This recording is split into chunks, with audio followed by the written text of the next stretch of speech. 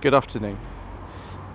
Today is the 17th of July and I'm at the Winchester Motor Company, which is in the St Cross area of Winchester. They've just had delivery of this 2019 Skoda Scala 1.5 DSG SE. This car retails for around the £19,000 mark. They've only had it for about 5 days actually, and this one's done about 400 miles. It's a demonstrator, this one they have. This being an SE, it's got the slightly smaller alloy wheels, which are 16 inches in this case. This car does have a couple of optional extras fitted, which would be, you can see right away, which are black mirrors here. The headlamps aren't actually full LED as far as I know, but it does have scrolling rear indicators, which I will endeavour to show you a little bit later on. First of all, we'll take a look inside the boot. The boot space on the Scala, oops, sorry about my fingers over the lid there, is 467 litres.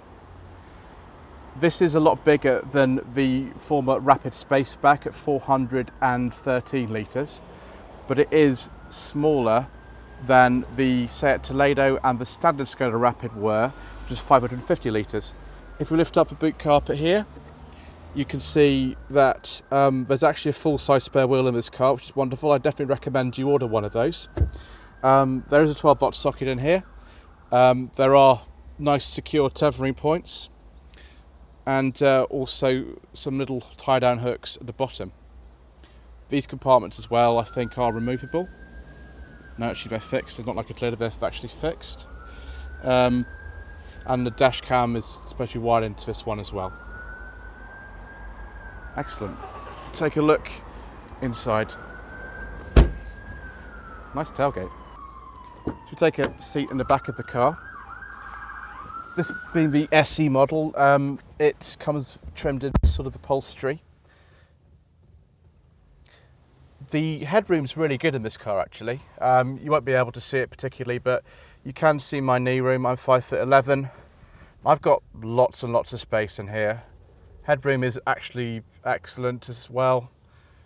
There's a sort of little service indicator thing in the centre console and the roof there. And we've got twin courtesy lights for the rear passengers. We'll now go and take a look in the front. So in the cockpit, this being the automatic, the lever is very, very similar to the 1.5 Golf Mark 7 that I drove back in about March. The materials in the cabin are much nicer than they were before on the Rapid or the Toledo. The top of the doors is now soft touch. There's fabric here where there was just hard plastic.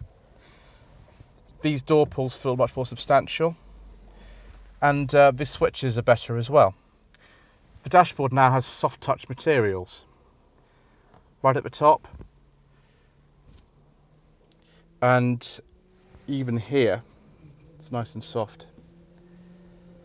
The car does still have a few hard plastics here and there, but you know, this is a lot cheaper car than say a Golf, and everything feels very, very well built. Very simple air conditioning controls. This is the SEL version, which would have the climate control and conventional dials. The SEL has digital dials. I'll just switch the car on. There's no keyless entry in this car. I don't particularly like keyless entry anyway. So I much prefer just having this. The car should just turn on if I turn the key like that. Yes, there we go. Massive, massive infotainment system in this car. Very much like the Mark 7 Golf, which has an optional big thing like this. We haven't got a reversing camera, I don't think, in this car, so I'm not going to sort of show that, but every single car does have standard Android Auto, Apple CarPlay and MirrorLink in the Scala range, which is absolutely wonderful.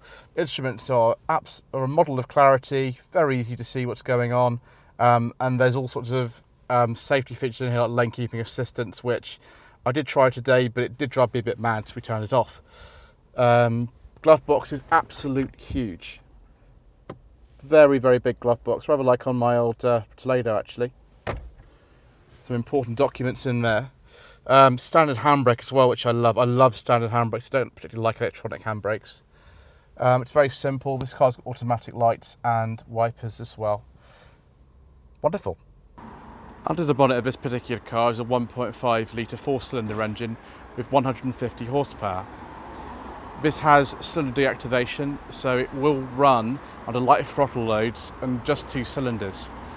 Having been out on a test drive in this car, I can confirm the engine is very, very smooth, and the economy should be reasonable if you're not driving it like the people from Planet Auto sometimes do. There's also a 1 litre engine available.